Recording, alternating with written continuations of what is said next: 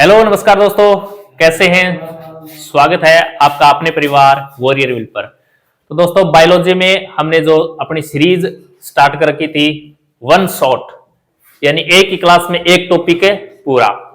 तो इसमें अपना जो अगला टॉपिक है वो है श्वसन तंत्र। पाचन तंत्र हमने कंप्लीट कर लिया है, जो मैंने अपलोड कर दी गई है। तो क्लास को जाकर एक बार फिर से देखो, रिवीजन करो। रिवीजन ही सिलेक्शन का क्या है, हथियार है। तो देखिए, आज अपना जो टॉपिक रहने वाला है बायोलॉजी की क्लास में, उसका नाम क्या है, श्वसन तंत्र। श्वसन तंत्र में क्या होता है, हम श्वास लेते हैं और श्वास को छोड़ते हैं। तो इस प्रोसेस में कितनी क्रियाएं होती हैं, इन सबको आज पढ़ने वाले हैं। श्वास क्यों लेते हैं हम, क्यों आवश्यकता है इसकी, जीने के लिए। हाँ, बहुत अच्छी बात, जीने के लिए श्वास लेते हैं। श्वास लेते समय हमारे शरीर के अंदर कितनी ऑक्सीजन जाती है, कितनी नाइट्रोजन जाती है, कितनी कार्बन डाइऑक्साइड जाती है, हम इसे बाहर कितने कितने परसेंट में छोड़ते हैं। और श्वसन के दौरान हमारे शरीर के अंदर जो एटीपी के रूप में ऊर्जा का निर्माण होता है वो किस प्रकार होता है, माइटोकॉन्ड्रिया में कितनी एटीपी ऊर्जा का निर्माण होता है, ये सब हम इस श्वसन तंत्र में पढ़ने वाले हैं। बहुत ही इंपॉर्टेंट टॉपिक है, बहुत ही शानदार अच्छा टॉपिक है। चलो आओ शुरुआत करते हैं इस टॉपिक की। तो श्वसन तंत्र में देखो, सबसे पहले इसका थ्योरी सेक्शन देखते हैं। देखो, कोशिका को हमारे शरीर में ऊर्जा की आवश्यकता होती है क्या, कोशिका को हमारे शरीर में ऊर्जा की आवश्यकता होती है। उसी ऊर्जा से हम चल फिर सकते हैं। तो उसको ऊर्जा प्राप्त करने के लिए देखो, एक तो कार्बोहाइड्रेट वगैरह हम जो लेते हैं, पाचन तंत्र में हमने सब कुछ पढ़ लिया। इसके साथ साथ ही ऊर्जा निर्माण के लिए उसे ऑक्सीजन की भी आवश्यकता होती है। किसकी आवश्यकता होती है, ऑक्सीजन के साथ अभिक्रिया करने के बाद ही ऊर्जा का निर्माण होता है। किसका निर्माण होता है, ऊर्जा का निर्माण होता है। तो ऑक्सीजन की आवश्यकता होती है, और इस ऑक्सीजन की आवश्यकता, हम ऑक्सीजन लेते हैं यानी श्वास लेते हैं, और इसी के आधार पर यह श्वसन तंत्र हमारा टॉपिक है ना, कौन कौन से हमारे अंग यानी तंत्र उसमें काम करते हैं, किस प्रकार काम करते हैं, इन सब के बारे में हम आज बात करने वाले हैं। देखिए एक बार, अंगों का ऐसा समूह है जो श्वसन की क्रिया में क्या करे, सहायता करे। श्वसन की क्रिया में अंगों का ऐसा समूह है जो श्वसन की क्रिया में सहायता करे, उसे तो तंत्र बोलेंगे। उन्हें सामूहिक रूप से श्वसन तंत्र कहते हैं। प्रत्येक जीव को जीवित रहने के लिए क्या आवश्यकता है भाई साहब, ऑक्सीजन की। प्रत्येक जीव को जीवित रहने के लिए ऑक्सीजन की आवश्यकता है क्या। छोटा सा क्वेश्चन पूछ रहा हूं, पेड़ पौधों को जीवित रहने के लिए ऑक्सीजन की आवश्यकता है या नहीं। पेड़ पौधे जीवित रहने के लिए ऑक्सीजन की आवश्यकता है या नहीं। अरे पेड़ पौधे जिंदा होते हैं या मृत होते हैं, जिंदा होते हैं, यानी इनमें वृद्धि होती है, श्वास लेते हैं, खाना पीना सब होता है, इनमें होता है ना। ऑक्सीजन की आवश्यकता होती है क्या।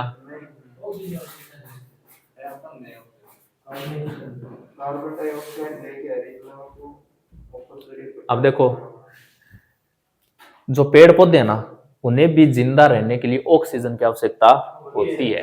इस चीज का ध्यान रखना, ये भी ऑक्सीजन ही लेते हैं अपनी तरह, लेकिन इनमें कंडीशन इतनी है कि ये प्रकाश, जब प्रकाश होता है ना, तब प्रकाश संश्लेषण के माध्यम से क्या करते हैं, ऑक्सीजन को छोड़ते हैं। कार्बन डाइऑक्साइड को लेते हैं और ऑक्सीजन को छोड़ते हैं। लेकिन जब प्रकाश मिलना बंद हो जाए ना, तब ये जिंदा रहने के लिए ऑक्सीजन ही लेते हैं, ये ऑक्सीजन का ही यूज करते हैं जिंदा रहने के लिए। तो रात्रि काल में तभी तो हम बोलते हैं पेड़ के नीचे नहीं सोना चाहिए। क्या भूत है, क्या भूत रहते हैं क्या उसके नीचे। तो फिर हाँ, रात्रि काल में सूर्य नहीं होता है, प्रकाश नहीं होता है, भोजन नहीं बनाता है, तो फिर क्या होता है, वो जिंदा रहने के लिए तो ऑक्सीजन ही लेता है। तो बहुत सारी क्या लेगा, ऑक्सीजन लेगा। और अपन उसके नीचे सोएंगे तो अपन तो पेड़ के नीचे छोटा से है, तो पेड़ ज्यादा ऑक्सीजन लेगा तो अपने को ऑक्सीजन मिलेगी नहीं, तो अपने ऑक्सीजन की कमी हो जाएगी, इससे हम बीमार पड़ जाते हैं। तभी बोला जाता है पेड़ के नीचे नहीं सोना चाहिए रात्रि काल में, ठीक है ना, उसमें कोई भूत नहीं आते। तो प्रत्येक जीव को जीवित रहने के लिए ऑक्सीजन की जरूरत होती है, बिल्कुल होती है, क्योंकि ऑक्सीजन ही हमारे द्वारा खाए गए भोजन का ऑक्सीडेशन करके हमें ऊर्जा प्रदान करते हैं। ऑक्सीडेशन के माध्यम से हमें ऊर्जा मिलती है, और उसी ऊर्जा से हम क्या करते हैं, दिन भर चलते फिरते हैं।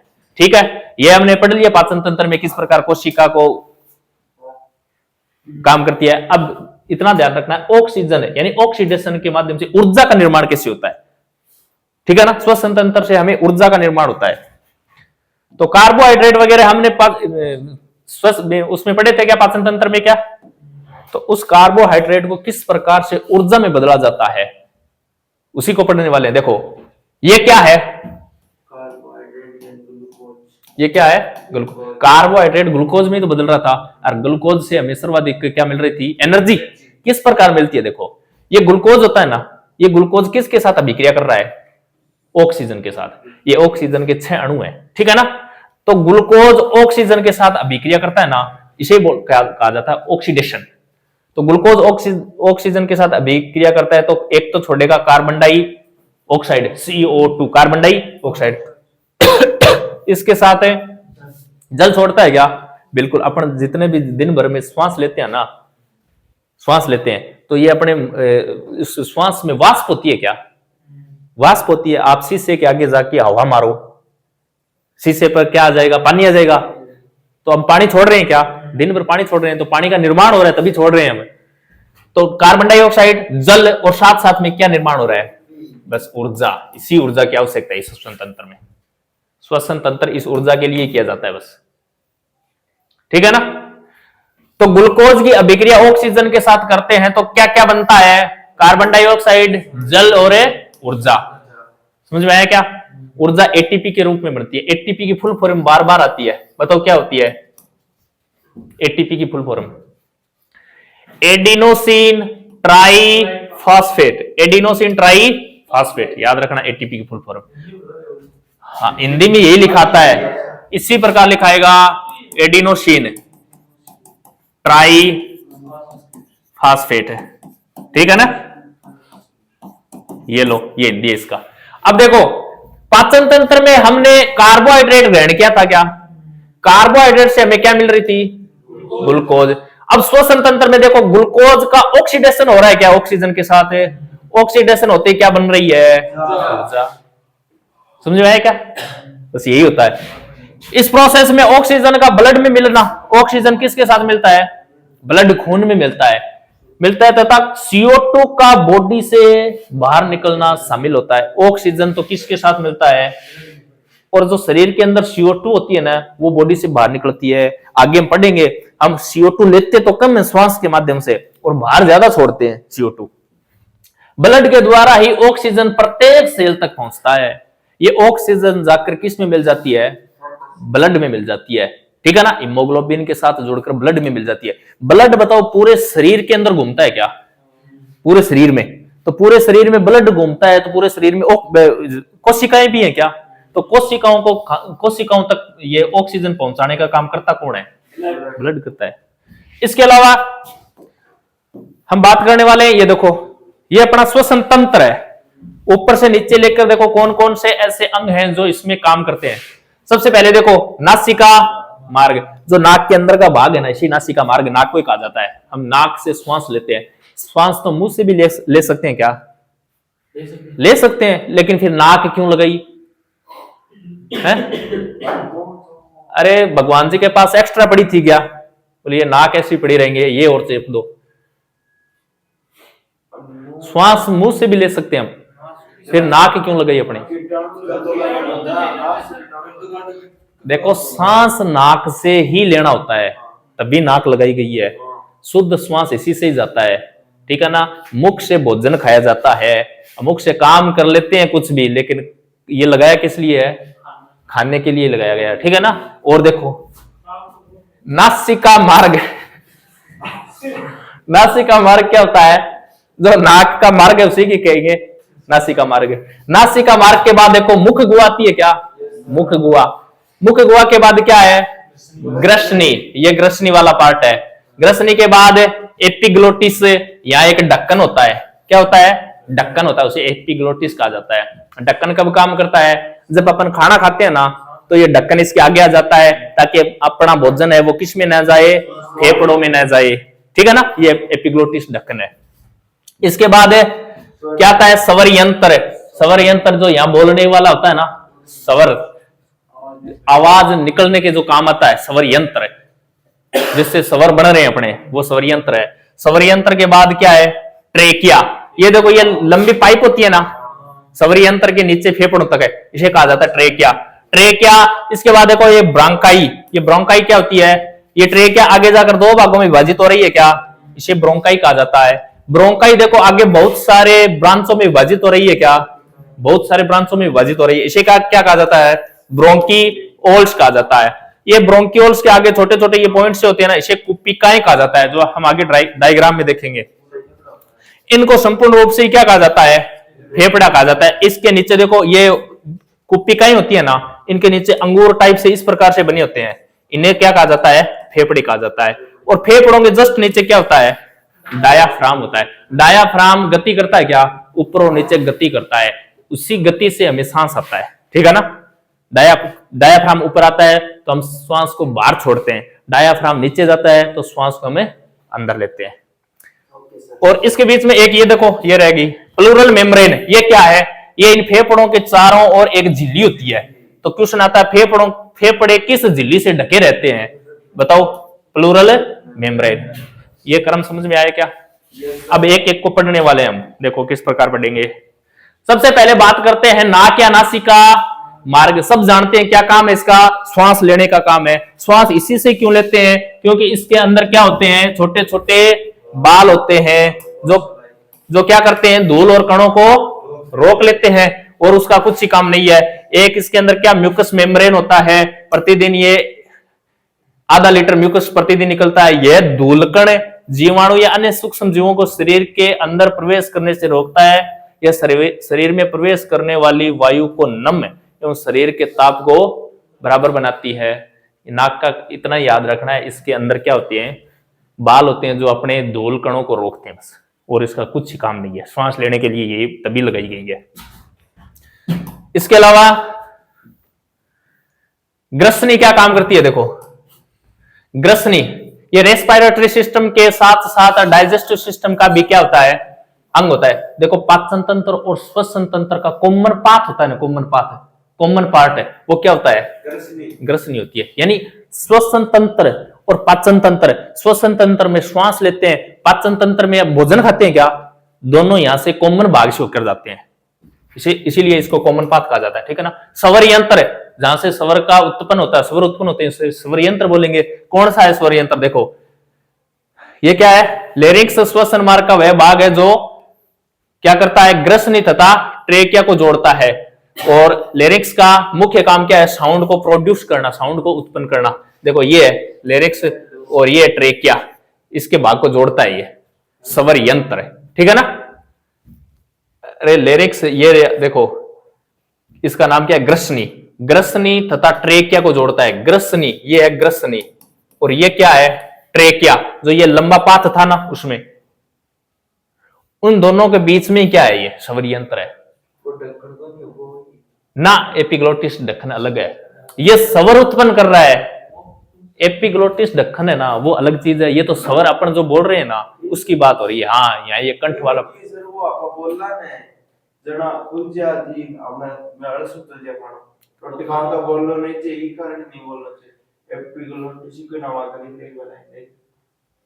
कहां लिखी हुई है,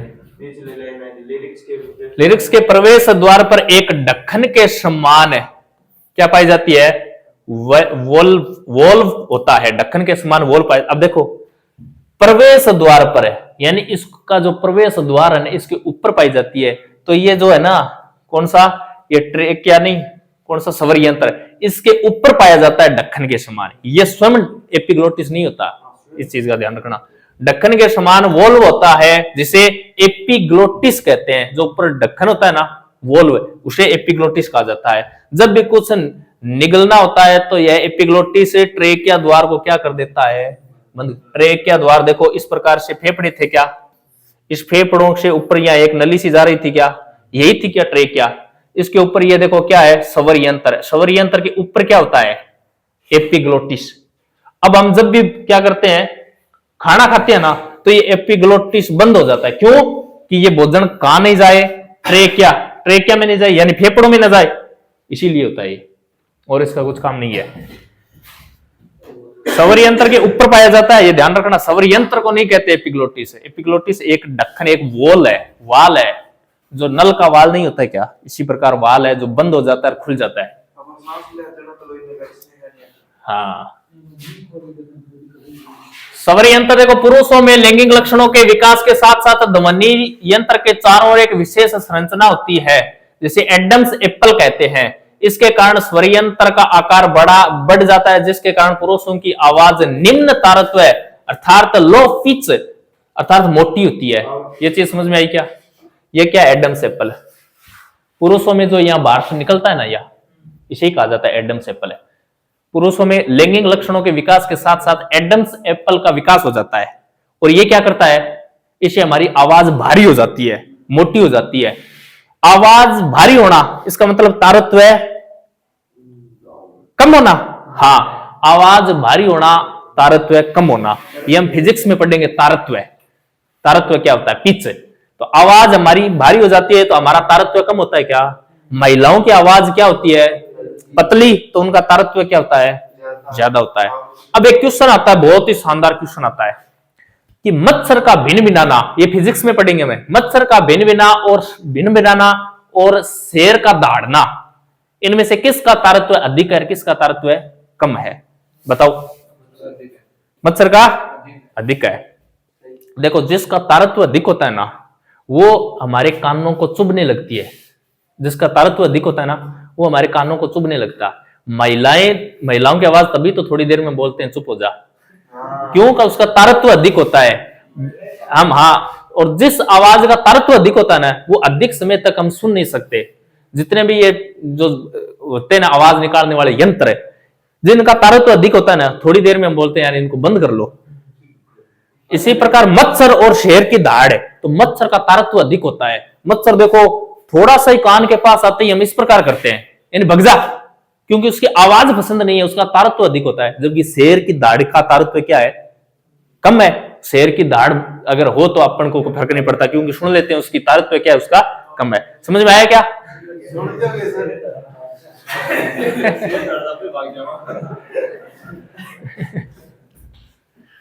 महिलाओं में संरचना का विकास नहीं होता, जिसके वजह से स्वर यंत्र का आकार छोटा होता है, इसलिए उच्च तारत्व हाई पिच वाली आवाज उत्पन्न होती है, जो कि सुनने में पतली और मधुर सुनाई देती है। ये मधुर थोड़ी देर ही सुनाई देती है ना?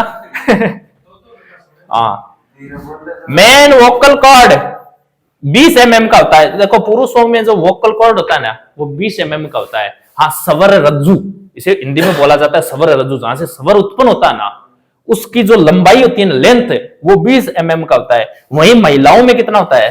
15 mm का, थोड़ा छोटा होता है। इसलिए इन पुरुषों का क्या होता है, जो तारत्व होता है वो क्या होता है? अधिक होता है, और महिलाओं का तारत्व क्या होता है? लो। सही है क्या? महिलाओं को हाई हो है। अरे, महिलाओं का तारत्व देखो, जिनकी आवाज पतली मधुर होती है ना, इसका पिच क्या होता है? हाई होता है। और जिनकी पिच कम होती है, यानी मोटी आवाज होती है, उनका तारत्व क्या होता है? कम होता है। याद रखना, पुरुषों का कम होता है तारत्व, महिलाओं का अधिक होता है। हाई पिच होती है महिलाओं की आवाज है, और जिसकी पिच अधिक होगी, जिसका तारत्व अधिक होगा, उसको अधिक देर तक हम नहीं सुन सकते।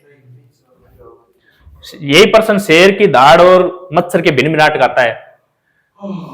ट्रेकिया, ये देखो, ये लंबी सी पाइपलाइन है ना, ये इसी का ही नाम क्या है? ट्रेकिया है।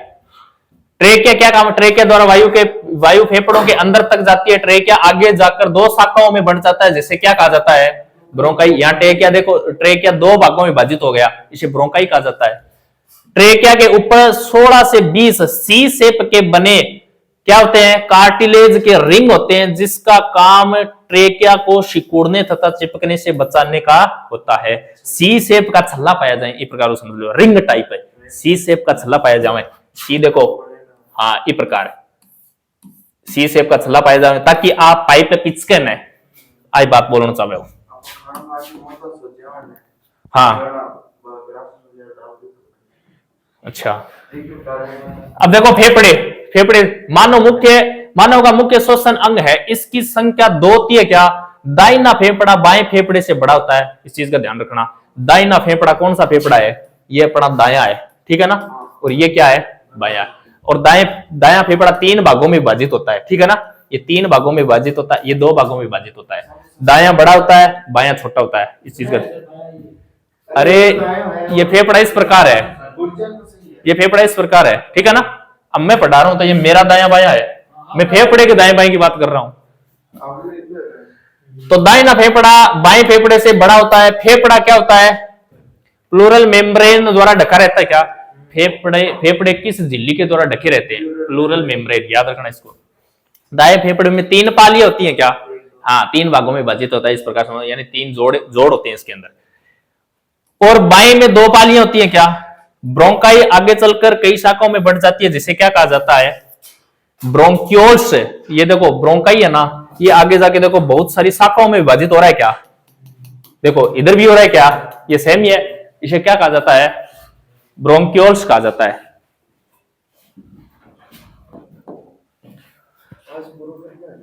कुपिका, हाँ हो जाएगा, पूरा टाइम पड़ा है अभी। देखो कुपिका क्या चीज होती है? देखो ब्रोंक्योल्स के सिरे पर अंगूर जैसे गोल संरचनाएं पाई जाती हैं, जिसे क्या कहा जाता है? एल्वियोलाई या कुपिका कहा जाता है। ये देखो अंगूर टाइप दिखाई दे रहे हैं क्या? लेकिन अंगूर नहीं है, ये क्या है? कुपिकाएं हैं। कुपिका पर रक्त कोशिकाओं का जाल बिछा होता है। कुपिकाओं पर रक्त कोशिकाओं का जाल नजर आ रहा है क्या? जहां से गैसों का आदान प्रदान है, यहां से ऑक्सीजन रक्त में चली जाती है और कार्बन डाइऑक्साइड बाहर आ जाती है। ऐसा समझो, जो ऑक्सीजन और कार्बन डाइऑक्साइड का जो आदान प्रदान होता है ना, वो अंतिम रूप से यहीं आकर होता है, ठीक है ना। यहीं ऑक्सीजन किस में मिलती है? रक्त में, और कार्बन डाइऑक्साइड फिर से हवा के साथ हमारे बाहर आ जाती है। तो ये अंतिम रूप से यहीं जाती है। देखो कुपिका के अंदर, कुपिका पर रक्त कोशिकाओं का जाल बिछा होता है, जहां गैसों का क्या होता है? आदान प्रदान। ऑक्सीजन रक्त में चली जाती है और कार्बन डाइऑक्साइड बाहर आ जाती है, श्वास छोड़ते हैं उसके साथ। ये क्या है भाई साहब? डायाफ्राम है। ये डायाफ्राम नीचे पाया जाता है। देखो ये दिखाई दे रहा है क्या? ये डायाफ्राम है और कुछ नहीं है, ठीक है ना। डायाफ्राम ये फेफड़ों को आधार प्रदान करता है। आधार का मतलब है टिकाने का, हाँ उसका आधार है, यानी इसके ऊपर टिके हैं फेफड़े। डायाफ्राम के ऊपर नीचे होने के कारण ही वायु फेफड़ों के अंदर बाहर होती है। अगर डायाफ्राम ऊपर होता है ना तो हवा बाहर आती है, अगर डायाफ्राम नीचे चला जाता है तो हवा अंदर आती है। तो बताओ हवा लेने और छोड़ने में डायाफ्राम की भूमिका है क्या? बिल्कुल, डायाफ्राम ऊपर नीचे होता है तभी हम श्वास को लेते हैं और छोड़ते हैं। डायाफ्राम ऊपर है यानी वायु फेफड़ों से बाहर, ऐसा समझो डायाफ्राम ऊपर आएगा ना तो फेफड़ों को पिचका देगा, पिचकाते ही हवा बाहर, नीचे जाते ही फेफड़े फिर से फूलेंगे क्या? तो हवा अंदर। ओके, अब देखो क्या है, श्वसन प्रक्रिया के 3 प्रकार है। देखो एक तो होता है बाह्य श्वसन, एक होता है गैसों का शरीर में परिवहन, एक होता है आंतरिक श्वसन या कोशिकीय श्वसन। तो ये श्वसन एक तो होता है बाह्य श्वसन। बाह्य श्वसन में क्या होता है? एक्सटर्नल रेस्पिरेशन, गैसों का शरीर में परिवहन, और आंतरिक श्वसन या कोशिकीय श्वसन, कोशिका में जो एटीपी के रूप में ऊर्जा का निर्माण होता है ना, उसकी बात कर रहा है ये। इन तीनों को हम देखते हैं। सबसे पहले बाह्य श्वसन की बात करते हैं। देखो बाह्य श्वसन होता क्या है? किसी भी ऑर्गेनिज्म तथा एनवायरमेंट के बीच जो ऑक्सीजन तथा कार्बन डाइऑक्साइड गैस का आदान प्रदान होता है ना, उसे क्या कहा जाता है? बाह्य श्वसन कहा जाता है। देखो ये क्या है? ऑर्गेनिज्म यानी कोई जीव है, एनवायरमेंट यानी वातावरण। इन दोनों के बीच किसका ऑक्सीजन तथा कार्बन डाइऑक्साइड गैस का क्या हो रहा है? आदान प्रदान। अरे एक तो जीव है और एक वातावरण है, इन दोनों में ही तो हो रहा है किसका? ऑक्सीजन और कार्बन डाइऑक्साइड का आदान प्रदान है। तो ये क्या हो गया? बाह्य श्वसन हो गया। यही है और कुछ नहीं है, बस नाम दे दिए। अब बाह्य श्वसन में होता क्या? देखो हम कितना श्वास लेते हैं, कितना छोड़ते हैं। अरे जितना लेते हैं अपने आप में तो 100% ही है। हम जितना श्वास लेते हैं अपने आप में 100% लेते हैं, तो बाहर छोड़ते हैं 100% ही छोड़ेंगे, और तो क्या करेंगे? तो वायुमंडल में जो गैसों का प्रतिशत पाया जाता है ना, उतना ही प्रतिशत हम अंदर लेते हैं, और उसमें से बाहर छोड़ते हैं ना तो उसमें थोड़ा परिवर्तन हो जाता है, ऊपर नीचे हो जाता है। वो क्या होता है? देखो वायुमंडल में नाइट्रोजन कितनी पाई जाती है? कितनी? हाँ 78, हाँ 78% मान लो, लगभग 78% है। और वायुमंडल में ऑक्सीजन कितनी पाई जाती है? 21%। और वायुमंडल में कार्बन डाइऑक्साइड CO2 0.03%। हाँ, याद रखना, ये प्रश्न आता है बार बार। वायुमंडल में नाइट्रोजन की मात्रा कितनी है? 78%, सबसे ज्यादा नाइट्रोजन है। ऑक्सीजन की मात्रा 21%, कार्बन डाइऑक्साइड CO2 की मात्रा 0.03 है, ठीक है ना, 0.3 मत कर देना, 0.03। हाँ, तो देखो जिस प्रकार ये वायुमंडल में इनका रेशियो पाया जाता है ना, रेशियो नहीं परसेंटेज पाया जाता है, उसी प्रकार से हम अंदर लेते हैं। नाइट्रोजन 78 गया तो हम शरीर के अंदर 78 लेंगे, ऑक्सीजन 21 गया तो श्वास लेते टाइम 21 ही लेंगे, कार्बन डाइऑक्साइड 0.03% गया, ये इतने लेंगे। अब बाहर छोड़ेंगे, देखो नाइट्रोजन का शरीर में कोई काम नहीं है, क्यों? ये वायुमंडल में उपस्थित होती है तो अंदर चली जाती है। तो देखो नाइट्रोजन उतनी कितनी बाहर, ऑक्सीजन की तो भाई सब आवश्यकता है, तभी तो ले रहे हैं सांसें, वरना क्या जरूरत थी। तो ऑक्सीजन 21% गई, बाहर कितनी आई? 17%। 4% यूज हो गई क्या? हाँ, ऑक्सीडेशन हो गया अंदर, ऑक्सीडेशन होकर ग्लूकोज के साथ ऑक्सीडेशन होगा तो क्या बनेगी? ऊर्जा। क्या बनेगी?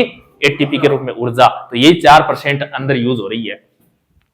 कार्बन डाइऑक्साइड देखो 0.03% गई, क्या बाहर कितनी आई? 4%। अधिक छोड़ रहे हैं क्या? हाँ, तो ये ध्यान रखना, बस इन दो में परिवर्तन हो रहा है, ये परिवर्तन इंपॉर्टेंट है। नाइट्रोजन तो सेम ही है, जितनी वायुमंडल में है उतनी जाएगी, बाहर आएगी, लेकिन ऑक्सीजन 21 लेते हैं, 17 छोड़ते हैं। कार्बन डाइऑक्साइड 0.03 लेते हैं और 4% छोड़ते हैं, इस चीज का ध्यान रखना। हाँ, अंदर ही ऑक्सीडेशन होता है ना, ऑक्सीडेशन देखो ग्लूकोज ग्लूकोज की जब अभिक्रिया किससे करवाई थी? ऑक्सीजन के साथ है। तो देखो एक तो CO2 बनी थी, क्या बनी थी? एक जल बना था, क्या बना था? और एटीपी के रूप में ऊर्जा बनी थी, क्या बनी थी? तो ये यहां से आती है। सांस द्वारा लगभग 400 ml पानी प्रतिदिन हमारे शरीर से क्या निकलता है? हम सांस लेते हैं ना, तो दिन में पानी पिया करो, ठीक है ना। और पढ़ाई करते हो तो विशेष तौर से पानी पीना चाहिए, बोतल अपने पास रखनी चाहिए, क्योंकि दिमाग में लगभग 80% के लगभग क्या होता है? पानी होता है। तो बार बार पानी पीना चाहिए। और हम श्वास लेते हैं तो लगभग 400 ml पानी तो हम श्वास के साथ बाहर निकाल देते हैं। तो अब सर्दियों में पानी कम पीते हो ना, पता है मुझे, सर्दियों में कम पिया जाता है पानी, तो पानी पीना चाहिए, ठीक है ना। अरे धूप में रख दिया करो, ठीक है ना, बोतल में डालकर धूप में रख दिया करो, गर्म हो जाएगा, वो पानी पिया करो। पानी पीना चाहिए बार बार। हाँ, जितना अधिक पानी पियोगा ना, दिमाग उतना स्वस्थ रहेगा, सोचने समझने की क्षमता उतनी अधिक रहेगी। हाँ, झूठा बोल रहे हो कि हमारे टेंशन हो रही है, टेंशन सी रहे, है ना, या सोचा की सोची जकी आई हो रही है हाँ, तो पानी विशेष तौर जगह पेपर है ना, पानी की बोतल कर क्या करो, बार बार पानी पिया करो, 10 मिनट 15 मिनट में पानी पिया लगो, 2 घूंट आगे बोतल की बोतल खाली करी, ठीक है ना। हाँ, यहाँ कौन करो, फिर भाज के जाओ पाछा खाली करके, और 2 घूंट ले लो फिर छोड़ दो। हाँ हाँ, आई दिक्कत रहे, लेकिन करणों पर सीखे इलाज है, ठीक है ना।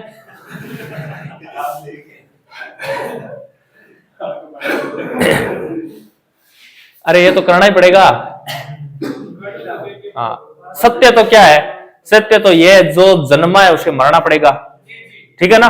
तो फिर जामता ही मार दे कि मरणो तो ही, वो पूरा जीवन में दुख पासी बापड़ो, तो जामता ही मार दो ने बन, बहुत सही है के। तो पानी पियोगा तो पेशाब भी करना ही पड़ेगा, लेकिन पीनो पड़सी ने पड़सी।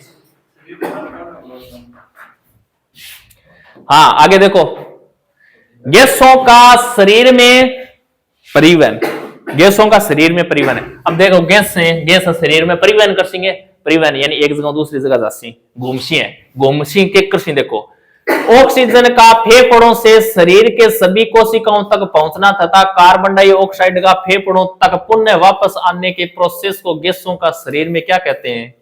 परिवहन कहते हैं। ऑक्सीजन तो फेफड़ा के माध्यम घट जा कोशिका में जावे, और कार्बन डाइऑक्साइड फेफड़ों तक वापस पुनः आ जावे, ये पूरी घटना नहीं के बोल रहे हैं,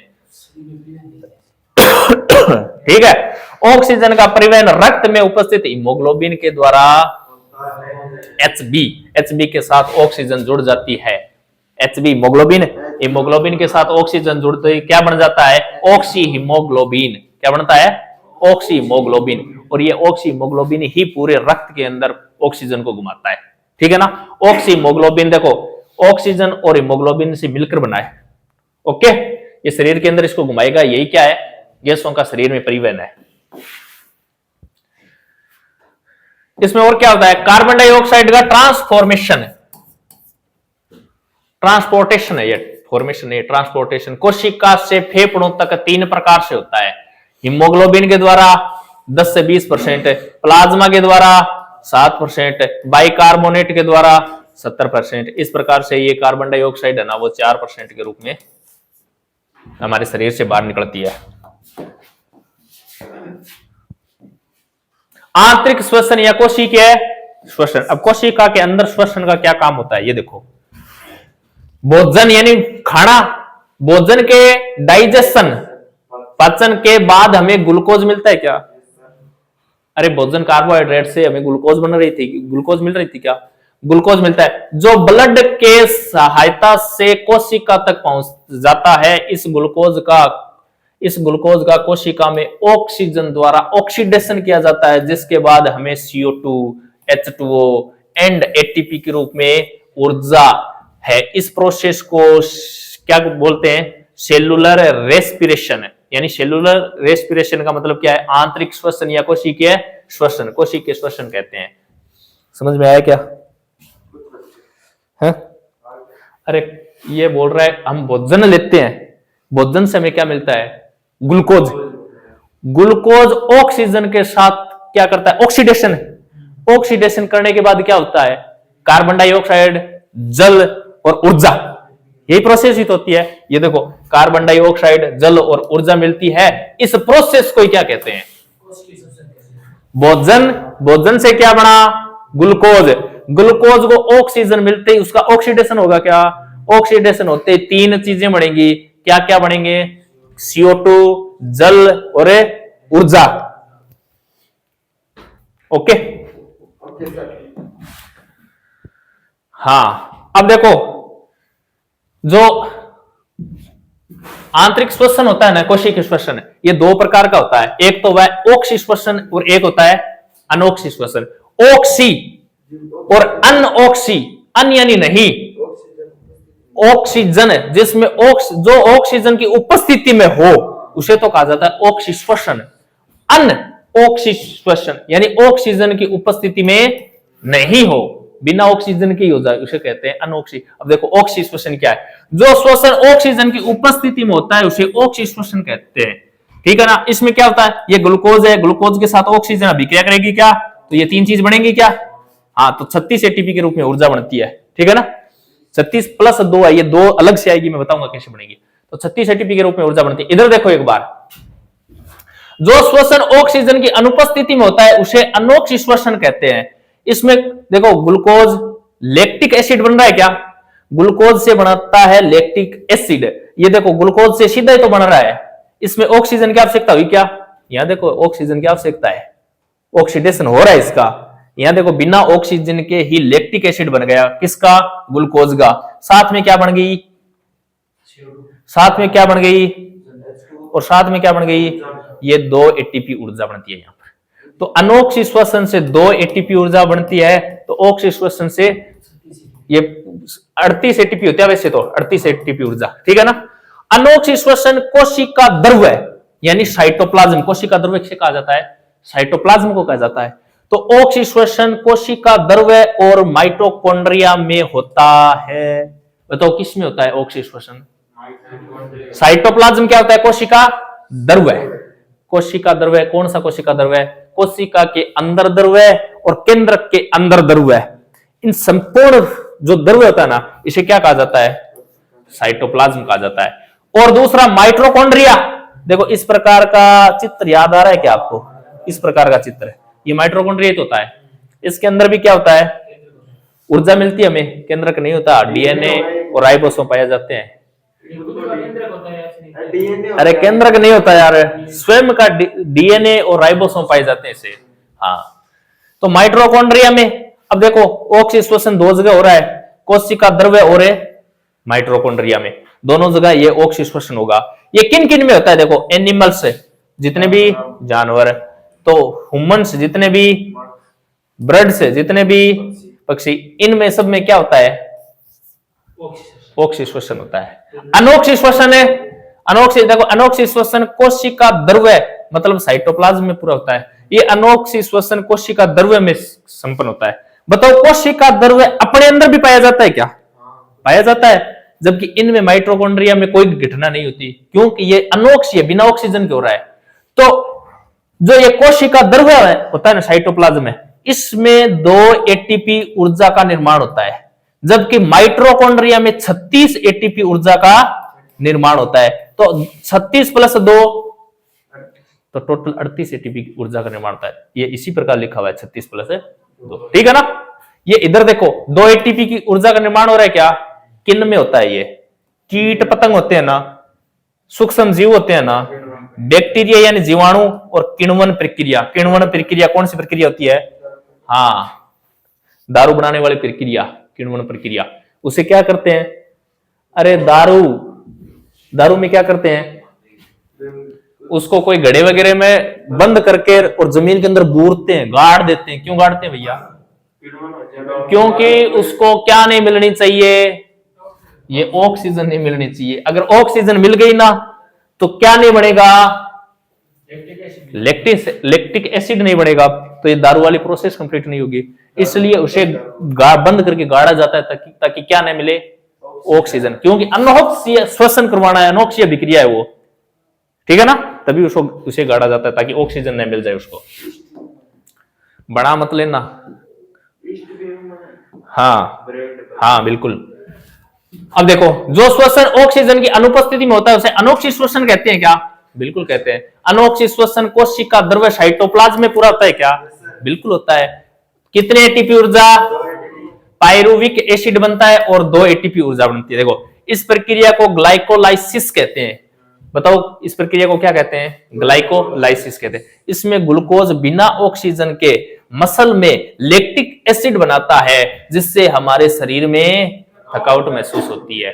अब देखो, ये ग्लूकोज है ना, ग्लूकोज है, ये ग्लाइकोलाइसिस में क्या होता है? ये ग्लूकोज बिना ऑक्सीजन के हमारी मसल होती है ना, मसल, उसमें क्या बना देता है?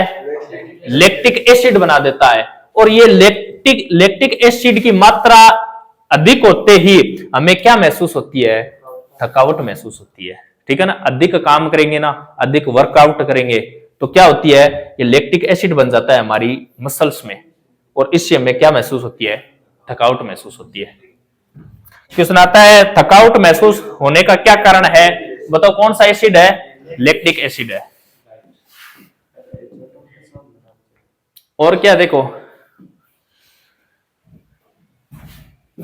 एरोबिक रेस्पिरेशन ऑक्सीजन की प्रेजेंस में होता है। बिल्कुल होता है। ये ऑक्सीजन रही, देखो ये CO2 H2O और ऊर्जा 36 + 2 टोटल 38 एटीपी। ओके, ये प्रोसेस 2 साइकिल के द्वारा कंप्लीट होती है, ग्लाइकोलाइसिस और क्रेब्स चक्र। ग्लाइकोलाइसिस से 2 एटीपी ऊर्जा बन रही थी क्या? साइटोप्लाज्म में हो रही थी, कोशिका द्रव्य में, तो 2 एटीपी ऊर्जा।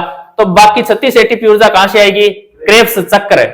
इसे क्रेब्स चक्र या क्रेब्स साइकिल कहा जाता है। अब देखो इसमें क्या क्या होता है? देखो, ग्लाइकोलाइसिस से ग्लूकोज के अंदर क्या होता है? 2 पायरुविक एसिड और 2 एटीपी ऊर्जा। इसके अलावा ग्लाइकोलाइसिस साइकिल सेल के साइटोप्लाज्म में कंप्लीट होता है, और जो क्रेब्स चक्र है ना, ये कोशिका के माइटोकॉन्ड्रिया में क्या आता है? कंप्लीट। देखो, ये ग्लाइकोलाइसिस से ना, ये तो साइटोप्लाज्म बोल दो या कोशिका द्रव्य बोल दो, एक ही बात है, साइटोप्लाज्म या कोशिका द्रव्य। तो ग्लाइकोलाइसिस की घटना कहां कंप्लीट होती है? कितनी एटीपी ऊर्जा? बस यही है, याद रखने वाली चीज तो यही है। ग्लाइकोलाइसिस की प्रक्रिया या चक्कर कहां होता है? कोशिका द्रव्य या साइटोप्लाज्म बोल दो। कितनी एटीपी ऊर्जा? 2 एटीपी ऊर्जा। जबकि ये क्रेब्स चक्र है ना, क्रेब्स चक्र ये होता है माइटोकॉन्ड्रिया में। इसकी जो प्रोसेस होती है वो माइटोकॉन्ड्रिया में होती है। यहां से कितनी एटीपी? 36 एटीपी ऊर्जा का निर्माण होगा, ठीक है ना। और टोटल मिलाकर कितना हो गया? 38 एटीपी ऊर्जा, ठीक है ना। ये प्रोसेस बोल रहा है कहां कंप्लीट होगी, ये सीधा सीधा याद रखना आप। ग्लाइकोलाइसिस वाली कहां होती है? कोशिका द्रव्य में। कितना एटीपी ऊर्जा? 2 एटीपी ऊर्जा। जबकि क्रेब्स चक्र वाली माइटोकॉन्ड्रिया में कितनी एटीपी ऊर्जा? 36 एटीपी ऊर्जा, यही है बस। हाँ, पावर हाउस तभी कहते हैं, ऊर्जा का निर्माण यही होता है। क्रेब्स चक्र देखो, यह कोशिका की माइटोकॉन्ड्रिया में होता है। ग्लाइकोलाइसिस के द्वारा बने पदार्थ पाइरुविक अम्ल पूरी तरीके से ऑक्सीडिसाइड होकर CO2 और वाटर बदल जाता है, CO2 और वाटर में बदल जाता है। पाइरुविक एसिड देखो, ये क्या है? Carbon dioxide. ये क्या है? जल। प्लस ये क्या है? एटीपी के रूप में ऊर्जा। अब देखो, ये एक पाइरुविक एसिड होता है ना, इसके बराबर कितना होता है? 18 एटीपी। एक पाइरुविक एसिड में 18 एटीपी ऊर्जा होती है। तो बताओ, दो पाइरुविक एसिड में कितनी हो गई? 36। और दो कहां मिल रही थी हमें? ग्लाइकोलाइसिस में। ग्लाइकोलाइसिस 2, ये रही 36, ये रही। टोटल बताओ कितनी होगी? 38 एटीपी। 38 एटीपी। एटीपी की फुल फॉर्म बताओ।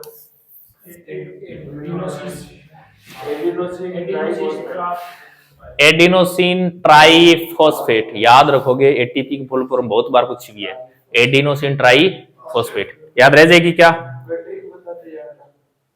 ट्रिक कुछ नहीं है, ट्रिक यही है, एडिनोसिन ट्राइफॉस्फेट। ठीक है ना?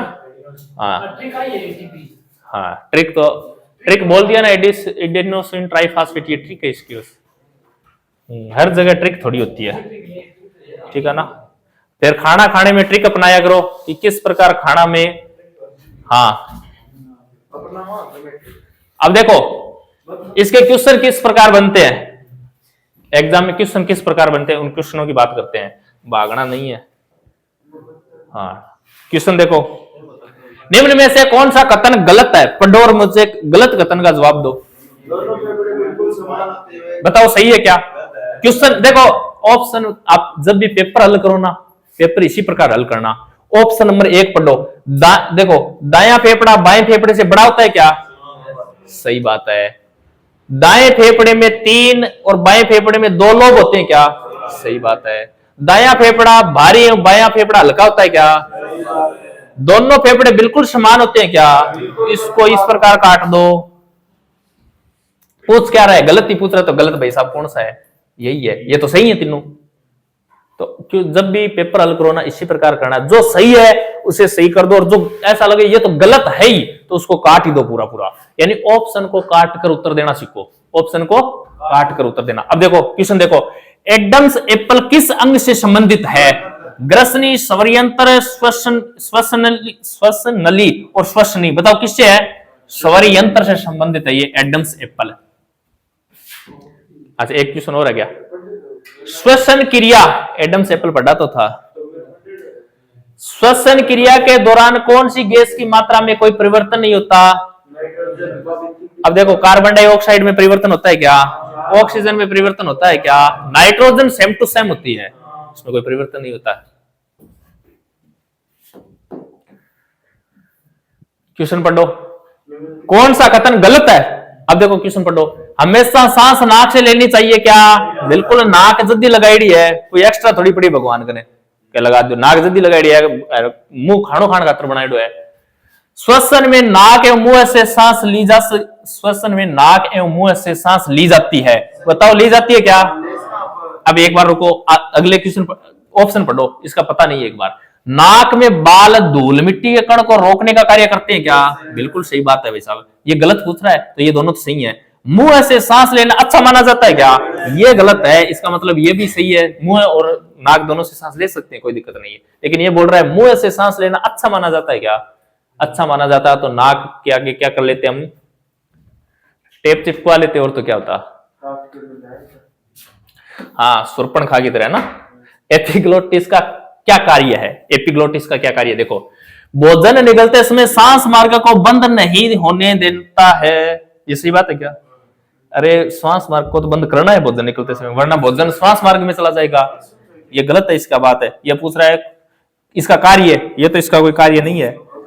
भोजन निगलते समय कण को श्वास नली में जाने से रोकना, ये बात सही है इसकी। भोजन निगलते समय सांस मार्ग को बंद कर देना, यह भी बात सही है, और बी सी दोनों सही है। इस प्रकार करना है, ठीक है ना? आगे देखो, मुख्य रूप से किसके ऑक्सीकरण द्वारा उत्पन्न ऊर्जा को श्वसन कहा जाता है?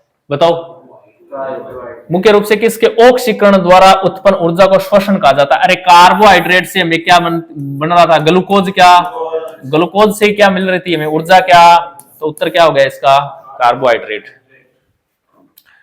निम्नलिखित में से सांस को छोड़ते समय गैसों की प्रतिशतता में कौन सा सही है? छोड़ते समय बताओ। CO2 10% छोड़ते हैं क्या? नाइट्रोजन 78% छोड़ते हैं क्या?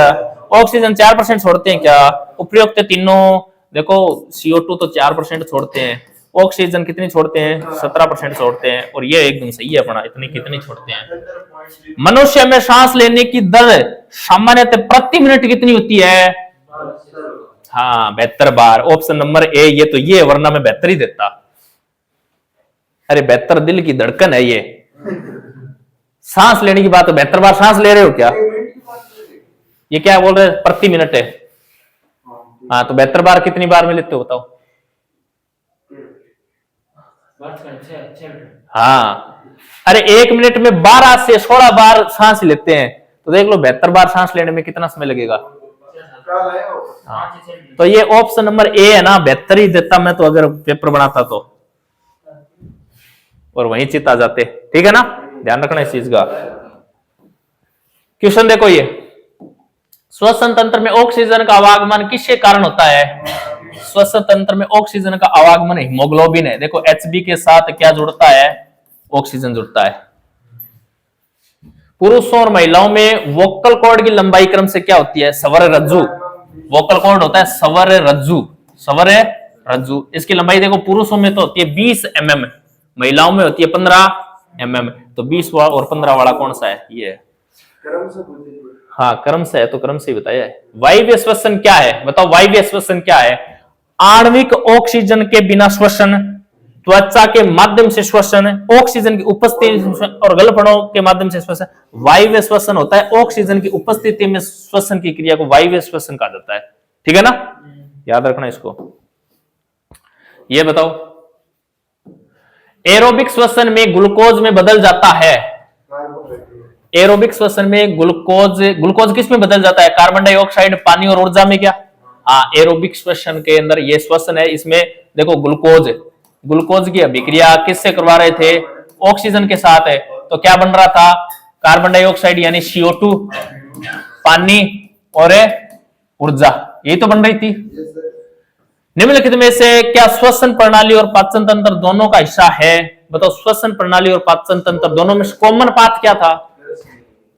ग्रसनी कहाँ है? ये रही ग्रसनी, यानी जहां से भोजन आता है ना और जहां से श्वास आता है ना, वो दोनों का कॉमन पाथ है। तो वो क्या थी? ग्रसनी थी। ये इसका उत्तर है। ओके तो आज हमारा ये टॉपिक पूरा हुआ, जिसका नाम क्या था? श्वसन तंत्र, पाचन तंत्र, श्वसन तंत्र, दोनों टॉपिक हमने कंप्लीट कर लिए हैं। इनको एक बार फिर से पढ़ना, ठीक है ना, पढ़ना एक बार फिर से, वीडियो को देखना, चीजें याद हो जाएंगी। किस प्रकार के क्वेश्चन आते हैं, एकदम नॉर्मल से क्वेश्चन आते हैं। ठीक है ना, एक बार और देखोगे तो चीजें याद हो जाएंगी। तो आज के लिए इतना ही, बाकी हम करने वाले हैं नेक्स्ट वीडियो में नेक्स्ट टॉपिक। जय हिंद, जय भारत।